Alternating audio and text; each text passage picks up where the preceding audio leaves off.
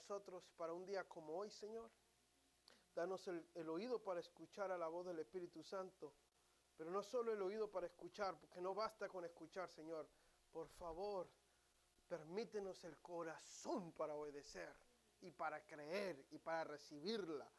Y comprobaremos cuando llegue el tiempo, Señor, tu buena voluntad, Señor. Que tú no te equivocas, Señor. Quizás no veremos un resultado mañana o pasado, Señor. Pero tú no eres hombre para mentir, Señor. Ni has nacido de mujer, Señor, para arrepentirte, Señor. Gracias, Padre, en el precioso nombre de Cristo Jesús. Amén.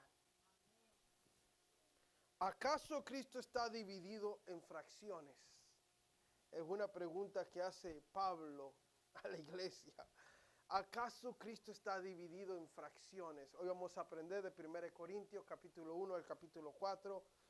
En esta epístola, la Corintios, que es Grecia actualmente, es donde está Corintio, todavía hay unas cuantas ruinas de la ciudad de Corintio. Así como usted va al sur de Italia, va a encontrar una ciudad que se llama Pompey.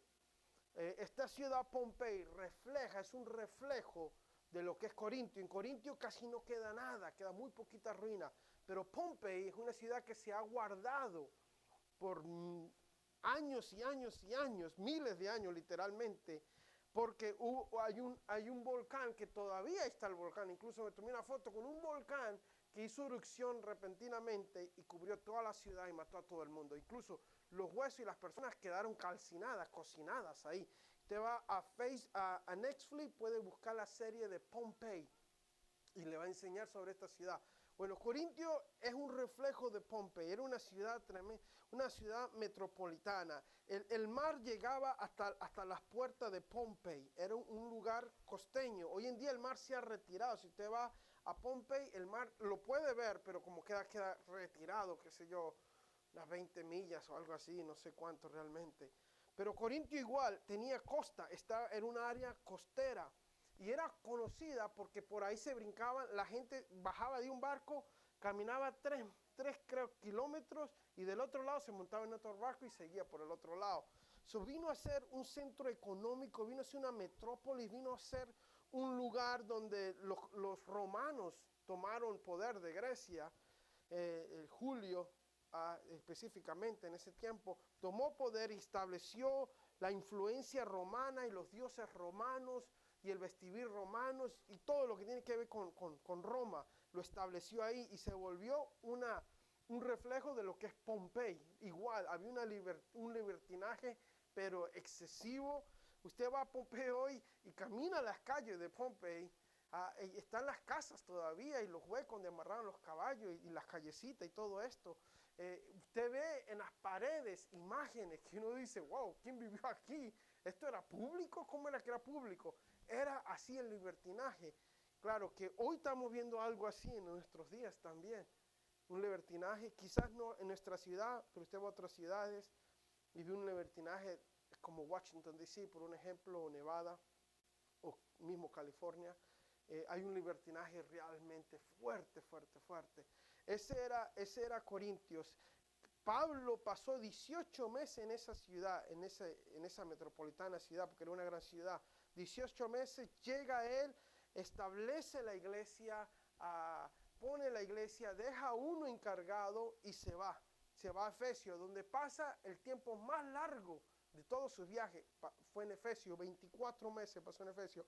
Pero aquí pasó 18 meses, establece la iglesia. Lo más seguro fue en una casa de alguien, la estableció ahí, puso a un pastor, él agarró y se fue. ¿Qué pasa? Con el tiempo vienen y le mandan una carta a Pablo. Dice, oye Pablo, las cosas allá en Transformación están... Algo así le dice. Y le dice, ¿quién? Pablo no se andó con chisme. Ay, que me dijo un pajarito. No. Aquí le da apellido y nombre y la dirección. Este vino y me dijo que es así. Así que, ¿cómo andamos? Y así es. Y son varias cosas. El capítulo 1, el capítulo 4 habla del primer problema que presentaba la iglesia. La iglesia hace 57 años había muerto nuestro Señor Jesucristo. Es una iglesia literalmente nueva y fresca, llena de dones, llena de la gloria de Dios. En cierta manera, Pablo lo dice en los primeros 9 versículos. que los dones de Dios están ahí, inmerecidos, están todos ahí, pero ya también tenían grandes problemas también. Y el primer problema que tiene la iglesia es la división. Ya se estaba dividiendo. Empezaba la iglesia y existía el problema de la división. Aquí les traigo unas fotos de mis estudios. Hay una introducción del versículo 1 al 9, hay una salutación, saluda a Pablo y luego da una introducción, habla de cómo ellos han sido escogidos de Cristo Jesús, para Cristo Jesús. Luego habla del primer problema, que es el punto número 2, ¿verdad? La división de la iglesia. Eso cubre del capítulo 1 al capítulo 4, todo el problema de la división. Y se divide en 3. La descripción del problema está el versículo del 10 al 17, ahí describe el problema, cómo es que unos seguían a uno y otros seguían a otros. La causa del problema, hay 3 causas por el problema: un concepto erróneo del evangelio, un concepto erróneo del ministerio y un concepto erróneo de la vida cristiana. Por estas 3 causas hay división. Y luego por último termina con una exhortación hablando de este problema en específico. La segunda slide, por favor. Luego viene el desorden de los morales de la vida de la iglesia. Hay desórdenes, se quejan, viene Pablo, habla sobre eso, sobre la disciplina en la iglesia, que es necesaria la disciplina en la iglesia. Demandas legales ante jueces no cristianos y libertinaje o inmoralidad sexual. Ya para este entonces ya habían cristianos contra cristianos y yendo a corte, demandándose, peleando entre ellos. Había una laxitud en la disciplina de la iglesia, muy relajada la iglesia, todo es gracia, todo es amor, hagan como ustedes quieran. Y Pablo dice, un momento, no es así. Y luego habla de la inmoralidad sexual, diciendo, es mi cuerpo, es mi problema, nada pasa. Yo puedo pecar con mi cuerpo y como quiera, mira esta filosofía chueca, como quiera mi cuerpo se va a hacer polvo y los gusanos se lo van a comer. Entonces yo puedo hacer lo que quiera con mi cuerpo. ¿Qué mentira más barata es esa? Porque a la verdad todo lo que hacemos con este cuerpo corporal tiene un impacto directo con nuestra alma, con nuestro espíritu, directo. Pero la gente, otros que filosofía chueca llegan y nos dicen, no tiene ningún impacto, este cuerpo se lo va a comer los gusanos, nuestra alma ya está salva, eso no hay ningún problema. Luego de eso se brinca al próximo problema, que son las instrucciones del matrimonio. Principios generales, son 7 versículos, los problemas de los casados, los problemas de los solteros.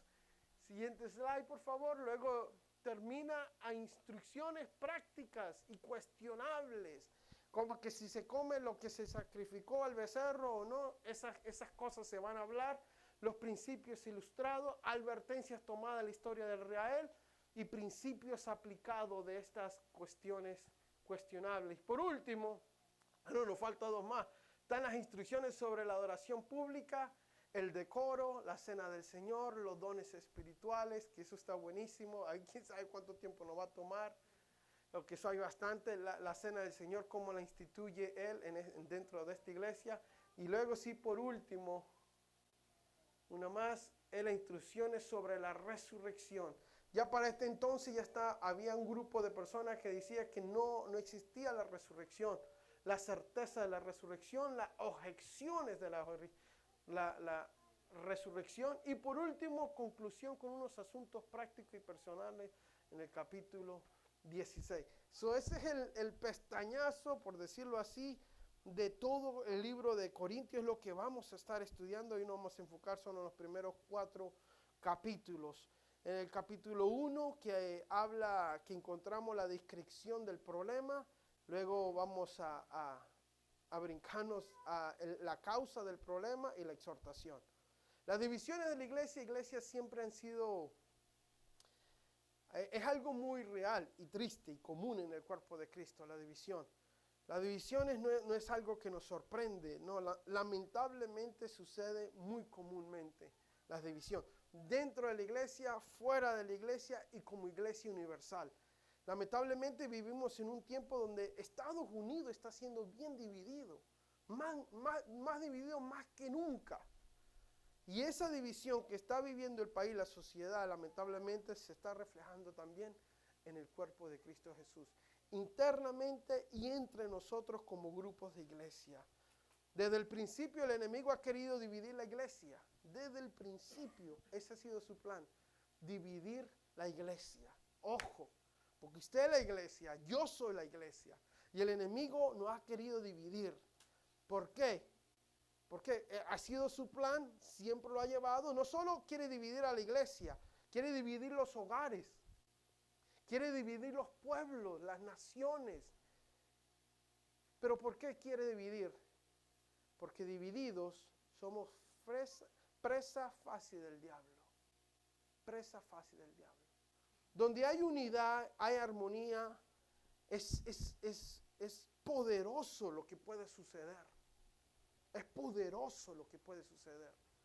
Yo he visto personalmente matrimonios unidos que trabajan en armonía en todo, con un mismo sentir, con una misma visión. No son perfectos, pero sí tienen ese mismo sentir.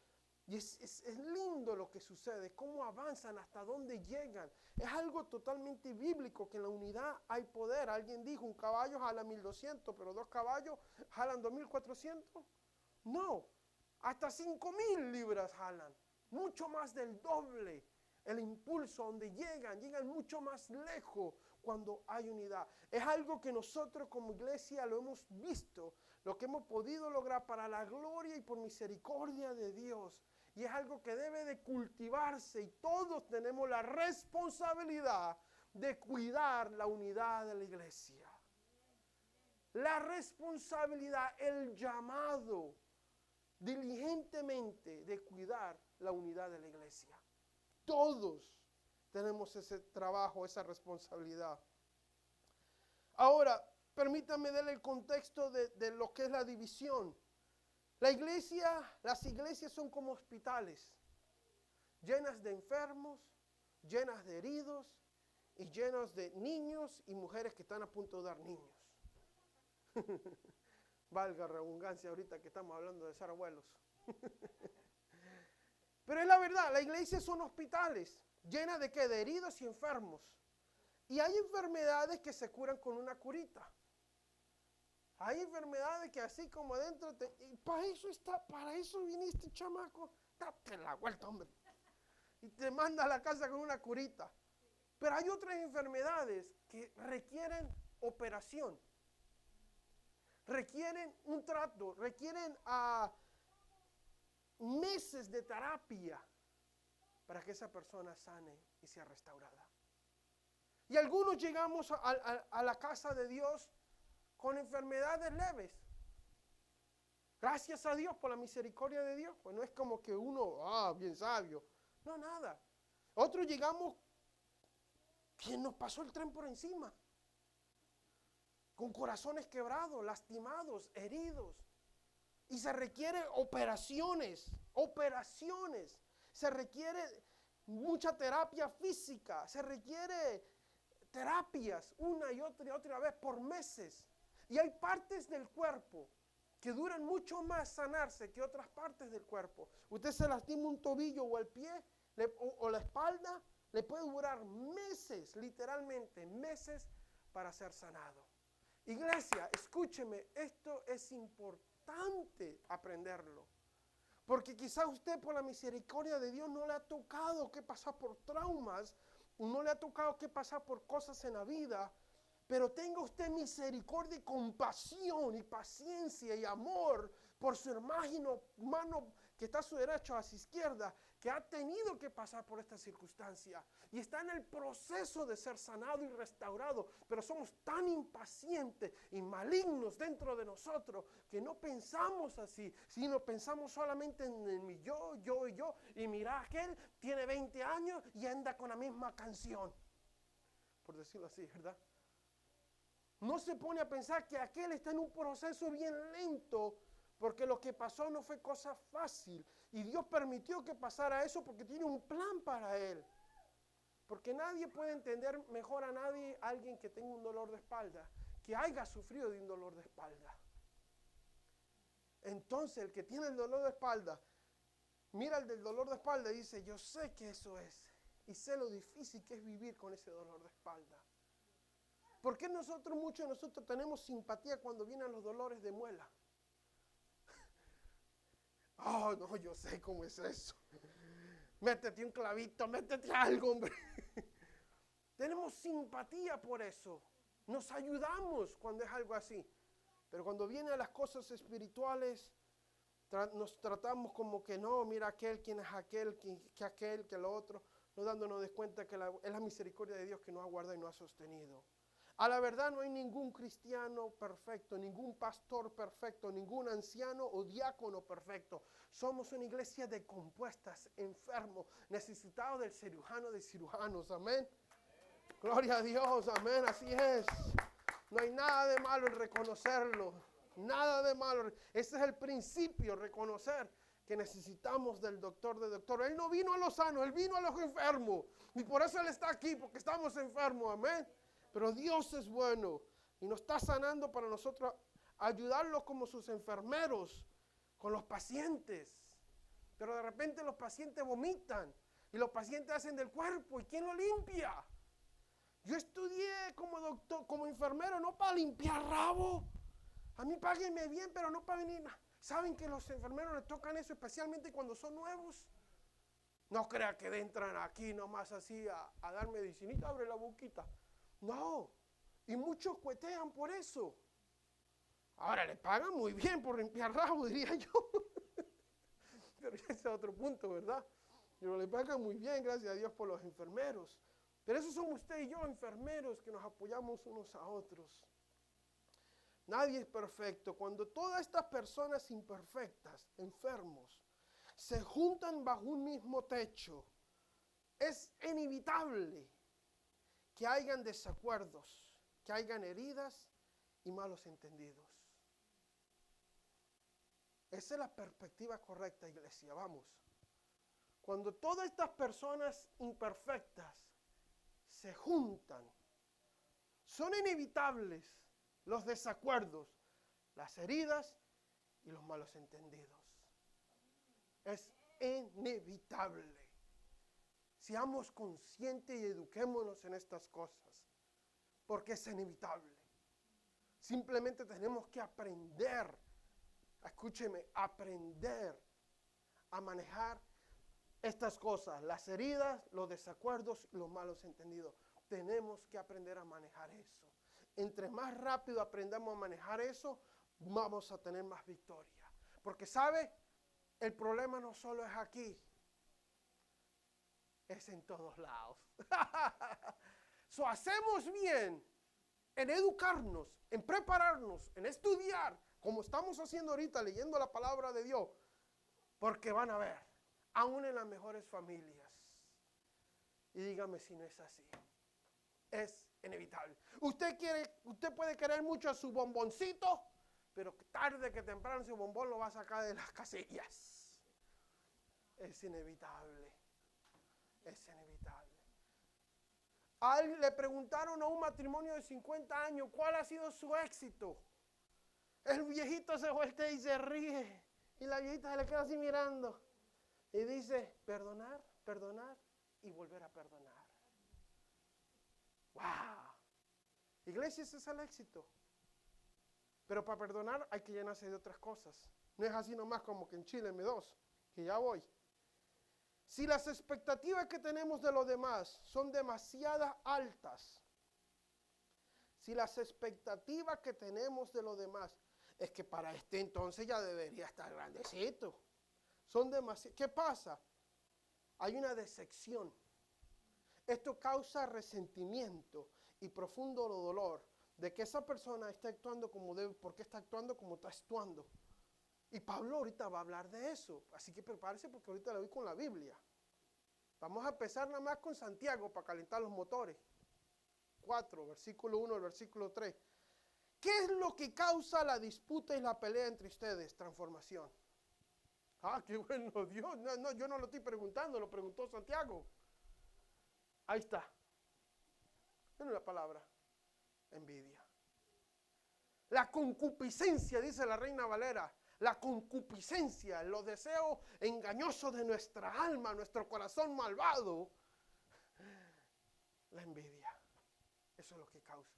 Peleas, disputas, envidias. Ahí está. ¿Qué causa todo eso? ¿De dónde surgen los malos deseos que combaten tu sesión? Desean que no tienen, entonces traman hasta matar para conseguirlo. envidian lo que tienen otros. No, yo no envidio eso. Hacen guerra para quitárselo. Sin embargo, no tienen porque lo que desean porque no se lo piden a Dios. Y aun cuando se lo piden, tampoco lo reciben porque lo piden con malas intenciones. ¿De dónde viene la disputa, las peleas? De un corazón envidioso. De un corazón envidioso. Hay algo difícil de reconocer, la envidia. Si es una encuesta, así como 100 mexicanos dijeron, así igual casi, y le preguntaron, ¿usted es envidioso? No. ¿Cuántas personas usted cree que confesaron ser envidiosas? De 100, 5. Soy un poquito envidioso. Bueno, ¿es o no es? No le estoy diciendo si es poco o es mucho. Bueno, así soy, así como que diciendo, ay, va a ver. 5 personas dicen, yo sí soy envidioso. ¿Es usted envidioso? ¿Soy yo envidioso? Es una raíz que lleva a disputas, a peleas. Es una raíz, es una perspectiva. ¿Sabe usted que envidia es perspectiva? Es perspectiva de ver las cosas distorsionadamente. Esto lleva a peleas y por último lleva a una división, ¿verdad? A una división que no le da honra y gloria a Dios. Y no solo esto, sino que hay que considerar también que dentro de cualquier iglesia habrán personas que se llaman ser cristianas, pero realmente no son cristianos, sino son como la cizaña y el trigo que crecen entre los verdaderos cristianos. Son como esa cizaña que crece entre el trigo, que trae división. Así lo dice Gálatas capítulo 5, 22 al 23. En otras palabras, debemos estar bien alerta con el enemigo, lo que coloca en medio de nosotros, porque no todos son cristianos. Ahora, nosotros como iglesia, como individuos, estamos influenciados diariamente por una cultura inmoral. Estamos bien influenciados, por eso hay que tener mucho cuidado con YouTube, con Facebook, con TikTok, mucho cuidado, le roba el tiempo que usted tiene que estar con Dios, se lo roba. Hay cagadito de la risa, dicen los venezolanos, se lo roba el tiempo que usted tiene que haber dedicado a buscar a Dios, a prepararse, a leer su devocional, se lo roba. Y una hora a la semana, o digamos 2, en la iglesia, resulta totalmente insuficiente para contrarrestar la influencia de la cultura. Las 2 horitas no dan, iglesia. Simplemente no dan. Asistir a la iglesia es esencial, pero vivir la vida cristiana es mucho más que simplemente ir a la iglesia 2 veces por semana. Es mucho más que eso. Tito 2, 12, 13. Tito 2, 12, 13. Y se nos instruye que nos apartemos de la vida mundana, de los placeres pecaminosos. En este mundo maligno debemos vivir con sabiduría, justicia y devoción a Dios, mientras anhelamos con esperanza ese día maravilloso en que se revela la gloria de nuestro Dios y Salvador Jesucristo. Se nos instruye que nos apartemos de la vida mundana, de los placeres pecaminosos, se nos instruye. En este mundo maligno debemos vivir con sabiduría, justicia y devoción a Dios. Se nos instruye. Ahora, creo que es importante hacer un paréntesis en todo esto, porque si hay un caso particular en que tenemos la responsabilidad y estamos casi obligados a dejar ciertas cosas, ciertas iglesias, por ponerlo así, llamarlo lo que es. Si el liderazgo de una iglesia abandona las posturas bíblicas en temas claves como la deidad de Cristo, doctrina del nacimiento virginal, doctrina de Dios como creador, la inspiración y la autoridad de la Escritura y otras doctrinas fundamentales, entonces es apropiado y quizás obligatorio dejar a ese grupo. Entre otras doctrinas fundamentales, solo fe, gracia. Entonces, tenemos la obligación de dejar a ese grupo. Hay muchas causas de la disciplina en la iglesia, muchas causas. Pero por última instancia, y después de un examen y estudio, la razón principal de la división en la iglesia es que se ha dejado de mirar a Jesucristo y han empezado a usar la organización de la iglesia para sus propios beneficios. Esa es la causa principal. Se quita la mirada de quién es Cristo y se pone la mirada en lo que yo puedo obtener y el orgullo y la vanagloria que esto me puede traer. Esto como consecuencia, tarde o temprano, va a causar división. Porque adivinen algo, hermano, no hay nada oculto. Va a salir a la luz. No nos engañemos. Va a salir a la luz. Lamentablemente escuché un caso ahorita, recientemente, de un diácono que era contador y se estaba bajando la feria de la iglesia, semana tras semana. Es triste porque cuando lo descubrieron, quiso arrasar con la iglesia difamando al pastor. ¿Se da de cuenta que sale? Tarde que temprano va a salir. Especialmente si hay oración. ¡Ah! Si hay oración en esa iglesia, agárrese, porque le va a llegar. Amén, gloria a Dios por ello, amén. Ahora, Pablo nos dice que las razones de la división son 3. Próximo slide. Aquí están las divisiones que Pablo nos dice en estos 4 capítulos. Esto dice que hay un concepto erróneo en el evangelio, por eso hay divisiones. Inmadurez espirituales, por ahí yo le puse ahí en mis propias palabras. Y ahorita va a ver por qué yo le pongo inmadurez espiritual. Del capítulo 1 al capítulo 3, del versículo 18 al versículo 4, dice, hay un concepto equivocado de lo que es el evangelio realmente. Ustedes, corintios, no han entendido, por eso están como están. Hay un concepto erróneo del ministerio, tampoco han entendido. El concepto erróneo del ministerio que ustedes tienen está chueco. Y hay un concepto erróneo de la vida cristiana también, que piensan que es una cosa, pero realmente es otra cosa. Y esos 3 puntos son los que yo hoy le voy a presentar a ustedes. Número 1, un concepto erróneo del evangelio. Ahora, el problema, no lo puse ahí porque se me está haciendo un poco largo el estudio, ¿verdad? Como ustedes pueden ver, ya son 11:31. Se lo voy a presentar, está en el capítulo 1, versículo 10 al versículo 13. Ahí está el problema. ¿Cuál es el problema? Que ya para este entonces, unos decían, yo soy de Pablo, otros decían, yo soy de Apolo, otros decían, yo soy de Pedro, y otros decían, yo soy solo de Jesús. Eso está en el capítulo 1, versículo 12. Yo sigo a Pablo, porque Pablo fundó la iglesia. No, yo sigo a Pedro porque Pedro fue discípulo. No, yo sigo a Apolo porque Apolo sí sabe. Un hombre muy elocuente, Apolo, él sí sabe. Y otro dice, yo no sigo a ninguno de esos 3. Yo solo sigo a Jesús. Por eso estoy aquí en mi casa tranquilito. Porque no necesito la iglesia. Yo solo allí se necesito. No necesito de hombre, no necesito de iglesia. Y Pablo dice, un momento, damas y caballeros, ¿es realmente eso lo que le he enseñado? Es como decir en otras palabras, yo sigo solo a los bautistas, yo a los presbiterianos, yo solo sigo a los protestantes y yo solo sigo a mí mismo. Un momento, ¿de dónde viene esto? Y todo esto surge, ¿por qué? Por un mal concepto erróneo del evangelio. Es triste que esto sigue. Él dice, cuando expone el problema, ¿acaso Cristo está dividido en fracciones? Versículo 13. ¿Acaso Cristo está dividido en fracciones? ¿Fui yo, Pablo, crucificado por ustedes? ¿Fue alguno de ustedes bautizado en el nombre de Pablo?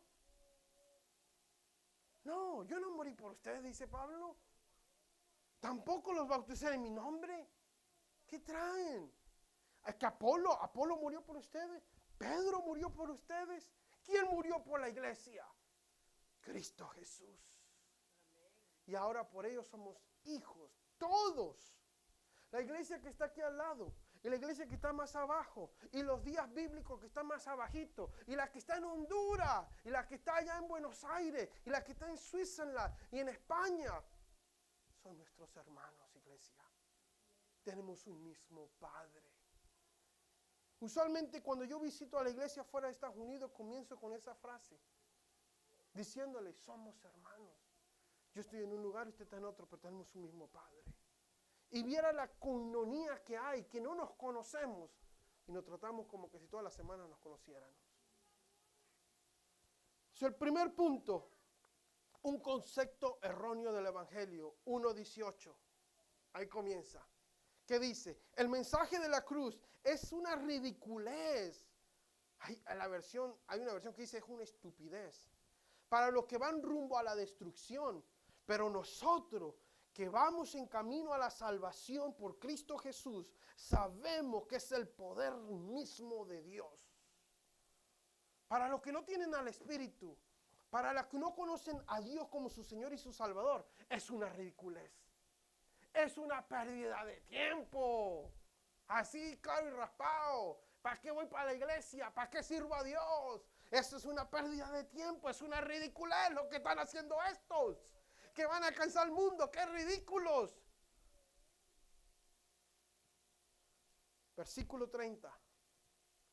Dios los ha unido a ustedes con Cristo Jesús.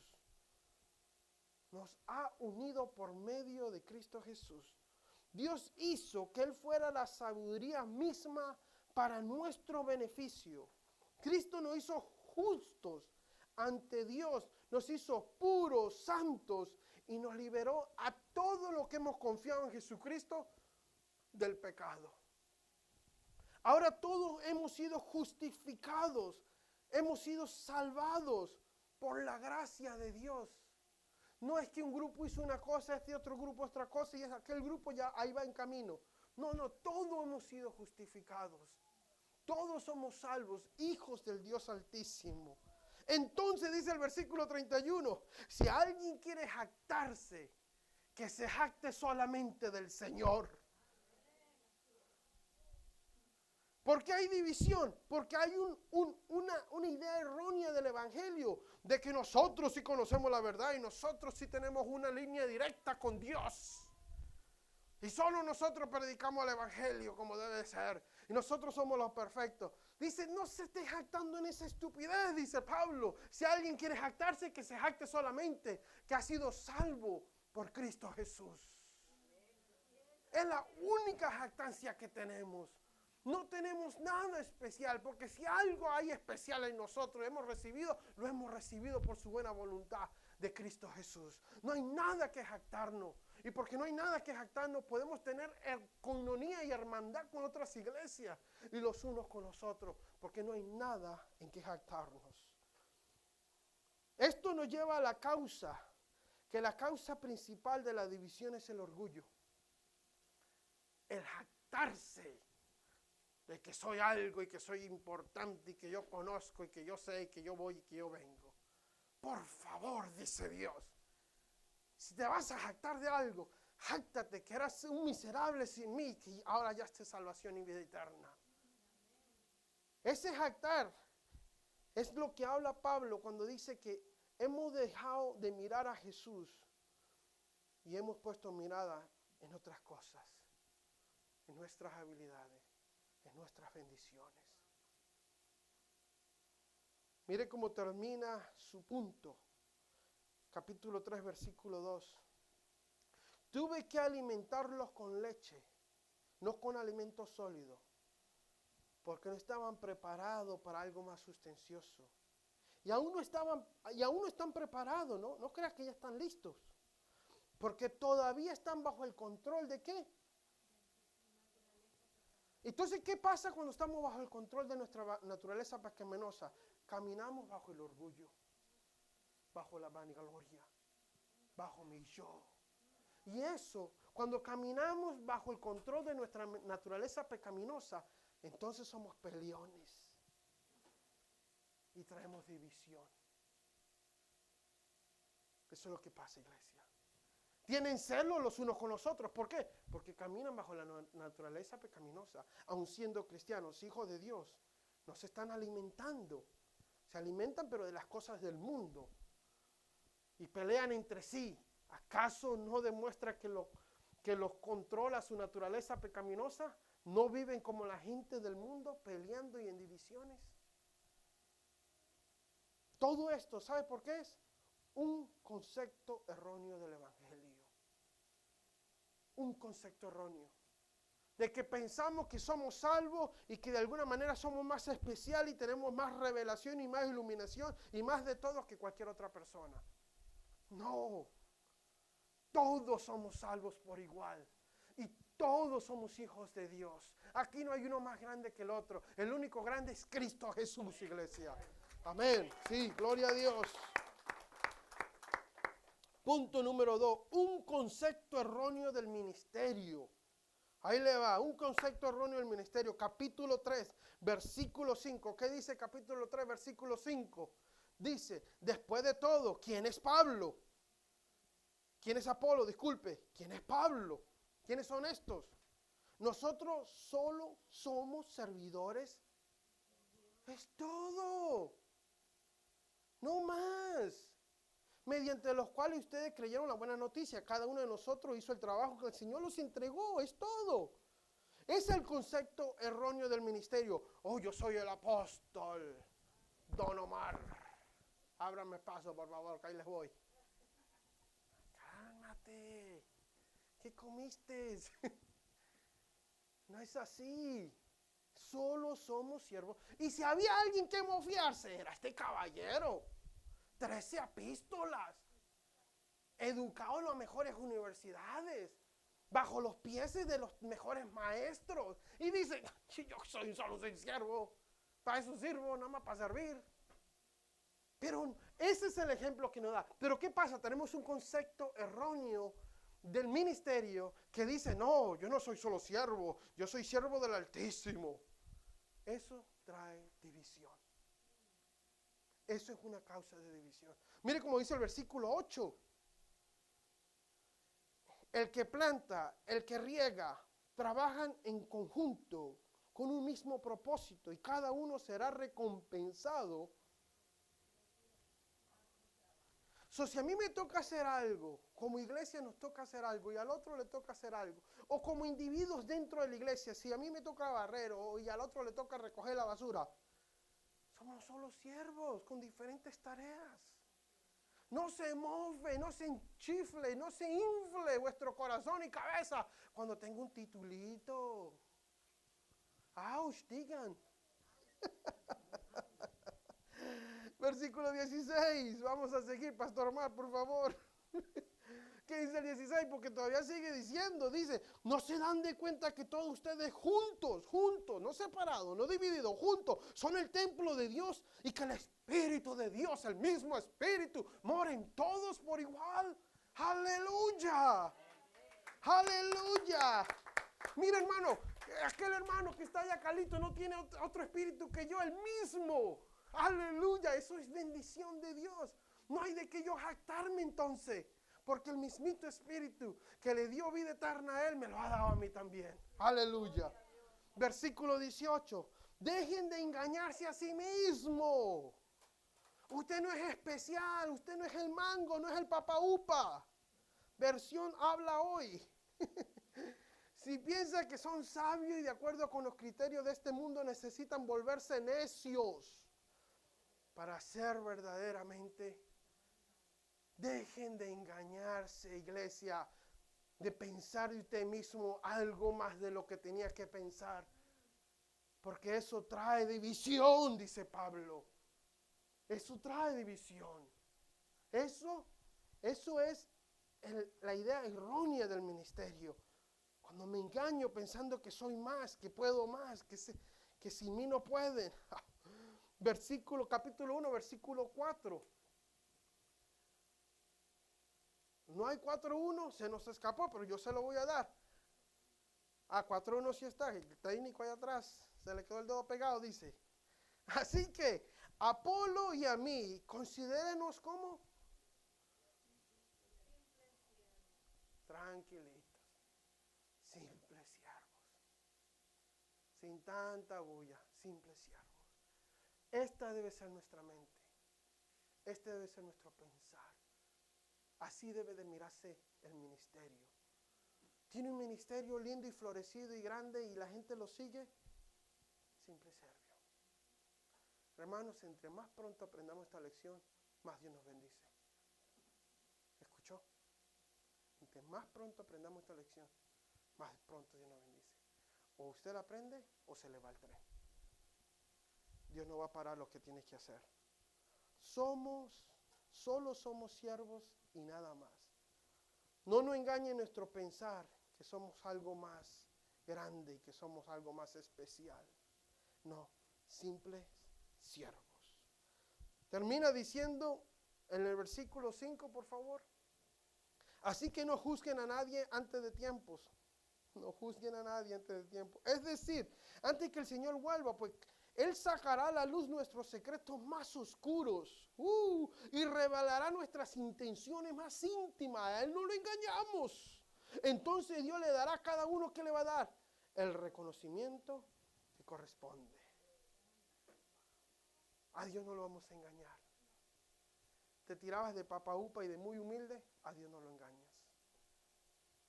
Punto número 3, un concepto erróneo de la vida cristiana. Amárrese el cinturón porque ahí le voy a dar con todo ahora. Concepto erróneo, 4:11. ¿Qué dice?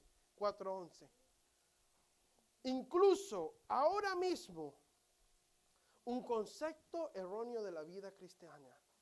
Incluso, dice él, ahorita escribiéndole yo esta carta, tengo un hambre, tenemos sed y nos falta ropa para abrigarnos. A menudo somos golpeados y no tenemos ni una casa. Concepto erróneo de la vida cristiana. Tenemos todo para comer, tenemos de vestir hasta decir ya, el closet ya no nos aguanta de tanto que tenemos, abrigos, chores, de todo, y tenemos para tener de todo. Ese es el concepto que se predica hoy, que una vez que eres cristiano, no te va a faltar absolutamente nada. Dios es fiel y Dios es bueno. No se nos olvide eso. Eso es básico. Pero de que de repente nos quite un plato de comida, eso sí lo va a hacer. Y cuidado, porque estás muy cachetón quizás. Dice el Señor, o ayunas o te pongo en ayunas. Así de sencillo. El concepto erróneo de la vida cristiana, de que todo va a ser bien, todo va a ser de flores, todo va a ser bonito, que no nos va a faltar nada ni nadie, todo va a ser lindo. Dice Pablo, no. Corintios, cálmense. Aquí donde estoy, no he comido. Aquí donde estoy, no tengo para pagar la luz. Pero vive Jehová en cuya presencia estoy, que mi Redentor me suplirá. Y le suple, amén. Sí, gloria a Dios.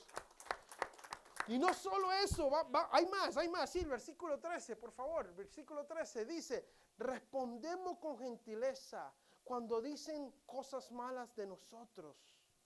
No es que, hablaste mal de mí. Ahora sí, ahí te va. Ahí te va porque yo no me dejo de nadie. A mi mamá me dijo que no te dejes de nadie.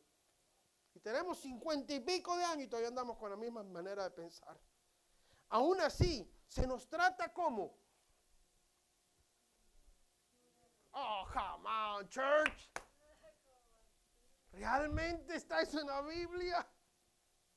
¿Cuándo fue usted la última vez que escuchó un versiculito así? Hay un poquito más y como desperdicio de todos. ¿Qué no le pasa a esa? Concepto erróneo de la vida cristiana. Si usted cree que va a ser amado y tratado bien en todos lugares, cuidado. Que usted es parte del otro equipo. Mire lo que dice este hombre. Y porque tenemos estos conceptos erróneos de la vida cristiana, viene la división. Que yo soy de aquí. No, porque a ti no te va bien en la vida, tú debes estar en pecado. Apártate, pecador, porque yo tengo todo y Dios me suple todo porque yo vivo en santidad. Hermanos queridos, ¿a dónde hemos aprendido estas cosas chuecas? No es de la palabra de Dios, no de los hombres de Dios que no han dejado libros para leer. ¿De a dónde hemos aprendido estas teorías chuecas y vanas?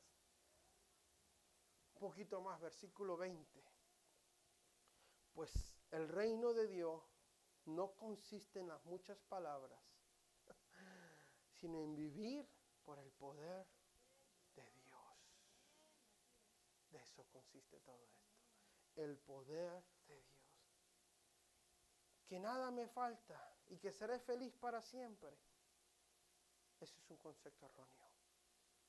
Que nos juzgan y nos traten mal como basura y como desperdicio. Eso es una realidad cristiana. Pero nos regocijamos porque sabemos en quién hemos confiado, iglesia. Nos regocijamos porque estamos aquí de pasada. Y nuestro galardón, nuestra recompensa, en cualquier momento se escucha la trompeta. En cualquier ratito, trompetazo. Y un abrir y cerrar de ojos estaremos en su presencia, dando cuenta de qué hemos hecho con nuestra vida. Hermanos, Pablo hoy, bajo el Espíritu Santo, nos escribe y dice, les presento 3 causas porque hay división. Hay un concepto erróneo en el Evangelio, una inmadurez espiritual.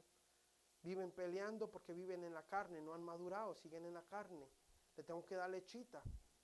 Un concepto erróneo del ministerio, pensando de que porque ahora tienen un ministerio son más importantes o tienen una revelación especial. Y un concepto erróneo en la vida cristiana, que porque algunos sufren, están en pecado y están mal, y el otro porque tiene está bendecido. Eso está mal, no es bíblico. La división cristiana lamentablemente ha sido algo que ha sufrido la iglesia desde el principio. Seamos nosotros entendidos y agentes de la reconciliación. Se pone de pies conmigo, por favor.